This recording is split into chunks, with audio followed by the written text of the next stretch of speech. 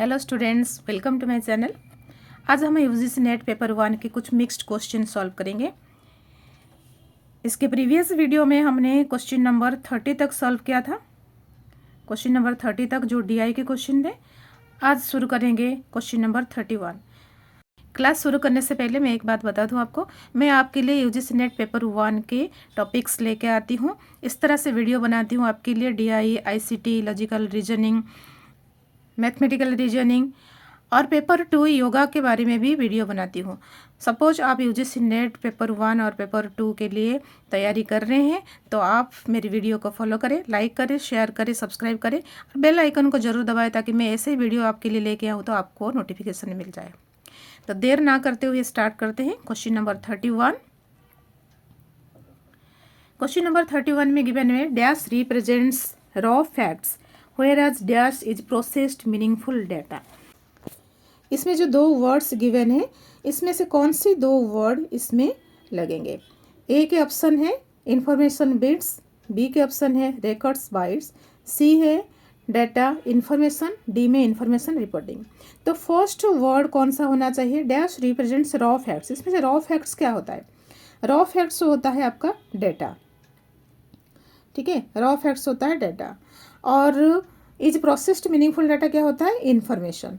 तो इसलिए हमारा जो answer number C will be correct, ठीक है। तो क्वेश्चन नंबर 32 की तरफ बढ़ते हैं। क्वेश्चन नंबर 32 में लिखा है which of the following storage devices stores the maximum amount of data. ये जो 4 स्टोरेज डिवाइसेस दे रखा है उसमें से कौन सा storage device maximum amount of data को स्टोर करता है? तो ये है हमारा हार्ड डिस्क, ठीक है। तो ये हमारा हार्ड डिस्क, ये मैक्सिमम डाटा को स्टोरेज करता है, ठीक है। देन क्वेश्चन नंबर 33 की तरफ चलते हैं। Which of the following is a computer based system that stores and manipulates data which are viewed from a geographical point or reference, ठीक है। तो ऑप्शन में क्या दे रखा है? Database system, geographical information system, geographic system and D में सॉफ्टवेयर सिस्टम। यहाँ पर आपको दे रखा है कि क्वेश्चन में ज्योग्राफिकल पॉइंट और रेफरेंसेस दे रखा है, ठीक है। तो और क्या दे रखा है? स्टोर्स एंड मैनिपुलेट्स डाटा, ठीक है। तो कौन सा ऐसे कंप्यूटर बेस्ड सिस्टम है जो कि स्टोर करता है डाटा को, मैनिपुलेट करता है और व्यूड फ्रॉम और ज्योग्राफिकल पॉइंट और रेफरेंस, ठीक है। तो इसमें आंसर आ जाना चाहिए आपका 33 नंबर का बी, ज्योग्राफिकल इंफॉर्मेशन सिस्टम, ठीक है। क्योंकि यहाँ पर हम जो क्वेश्चन है उसमें से हमको कीवर्ड मिल गए हैं, ठीक है। तो इसलिए इसका आंसर होगा बी, जियोग्राफिकल इंफॉर्मेशन सिस्टम। हम उसको शॉर्ट फॉर्म में GIS भी लिख देते हैं, ठीक है, GIS, ठीक है। आगे बढ़ते हैं।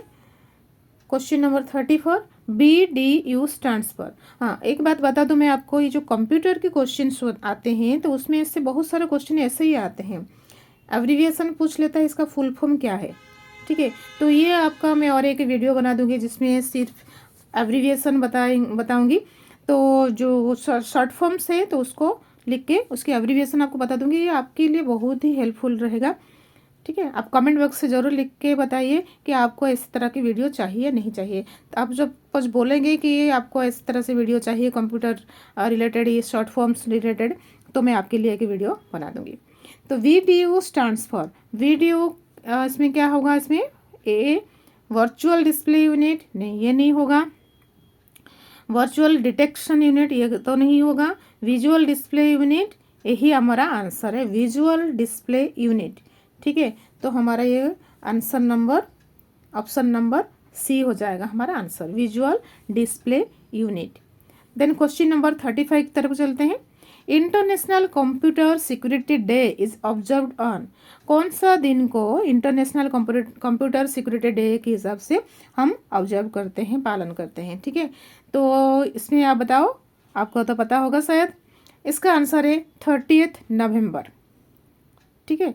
इसका आंसर है 30 नवंबर। और ये कब से, मैं ईयर बता दूँ कब से ये चल रहा है? ये डे मनाया जा रहा है 1988 से,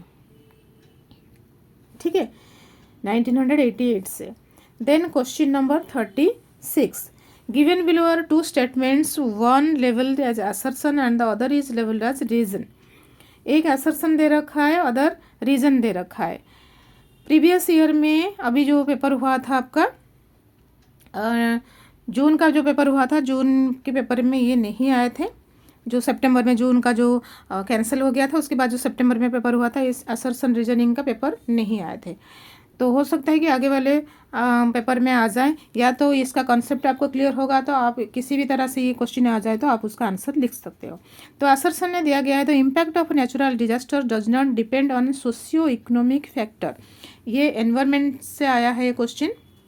रीजन में क्या दे रखा है, natural disaster do not discriminate between people of a society and other communities. तो इसमें आपका आंसर जो होगा, तो उसमें ऑप्शन दे रखा है ए बी। ऑप्शन ए में ए और आर दोनों ट्रू है, और R is the correct explanation of A, ठीक है। और बी में क्या दे रखा है, both A and R true, R is not the correct explanation of A. जब भी आप इस तरह से क्वेश्चन पढ़ते हो ना, ऑप्शन को जरूर पढ़ना है और अच्छे से पढ़ना है, पूरी तरह ऑप्शन को पढ़ना है। क्योंकि यहाँ पर जैसे नॉट लिखा, इज़ नॉट, बाकी तो सारे सही है, इसमें सिर्फ नॉट अलग लिख दिया है। कभी कभी ए के ऑप्शन में भी ये वाला आ जाता है और बी के ऑप्शन में ये आ जाता है। तो ये जरूर नहीं कि पहले वाला में ऑप्शन में ट्रू, दोनों ट्रू आ जाएंगे और करेक्ट एक्सप्लेनेशन ऑफ ए आ जाएगा। तो ऑप्शन को आपको अच्छे से पढ़ना है। सी ऑप्शन में क्या रखा है, A is true but R is false. D में A is false but R is true, ठीक है। तो इसमें क्या है, ये हमारा ऑप्शन डी आ जाएगा, क्योंकि ये जो ए है असर्शन है, ये फॉल्स है और इसका जो रीज़न है वो सही है, ठीक है। Long lasting impact on socio economic conditions, ठीक है।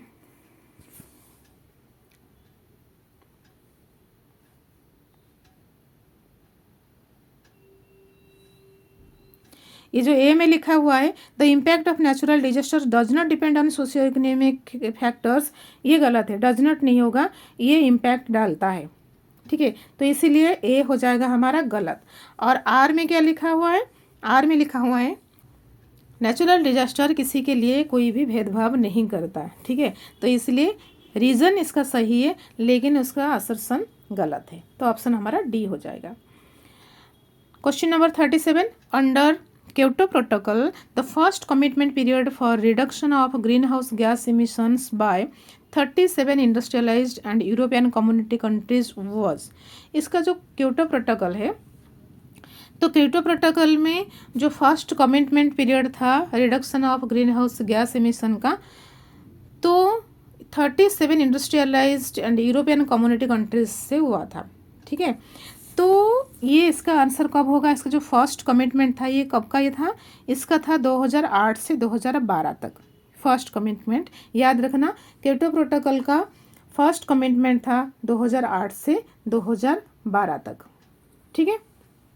Then question number 38, exposure to noise pollution cause.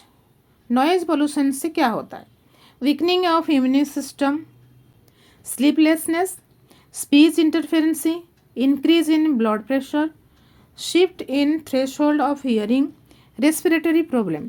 आप बताओ, आपकी क्या लगता है इसमें से क्या आना चाहिए, रेस्पिरेटरी सिस्टम प्रॉब्लम आना चाहिए। नॉइज पोल्यूशन से रेस्पिरेटरी प्रॉब्लम्स होते हैं क्या, नहीं होते।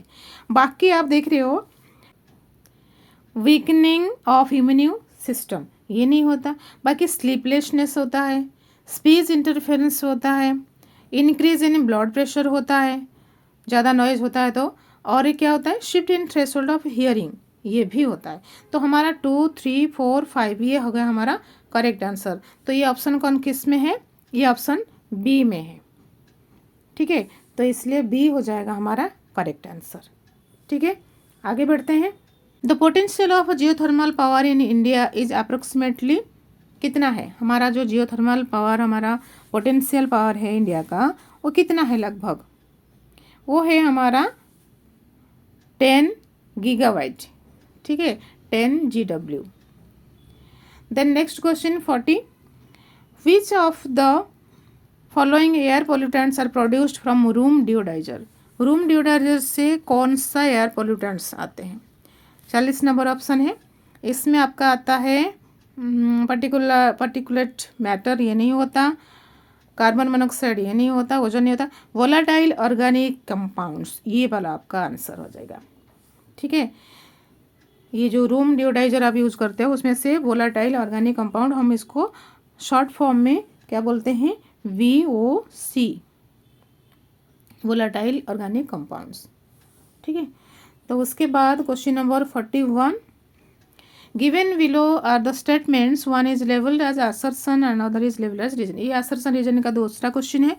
Considering higher education as a non priority for the state is linked to the withdrawal of public funding to it.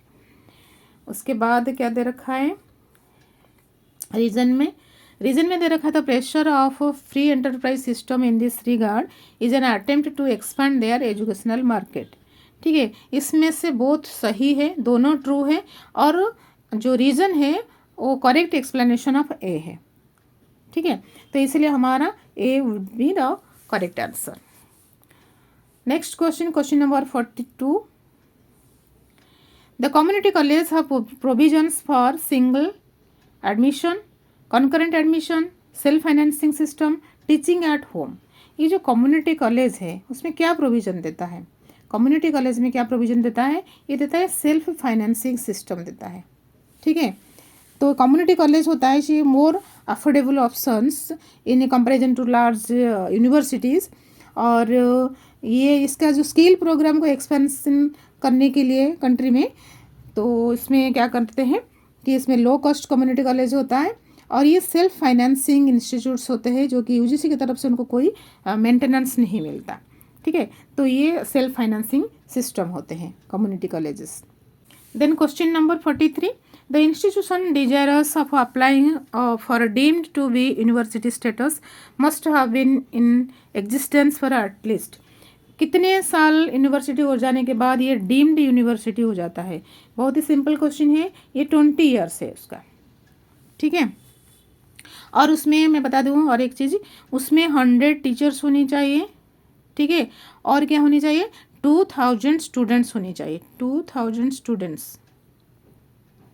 ठीक है, next question 44, the WTO negotiation on higher education deals with issues like.